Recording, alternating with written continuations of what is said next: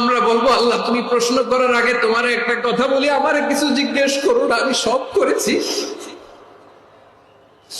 এমন কোন পাপ নাই যে পাপ আমারে দিয়ে হয় নাই।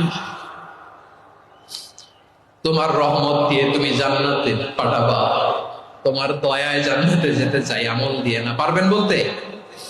কিয়ামতের দিন আমরা বলবো আল্লাহ আমার আমল দিয়ে জান্নাত চাই না, আমি তোমার দয়া দিয়ে জান্নাত চাই। তোমার দয়া ছাড়া আমার কোনো উপায় নাই।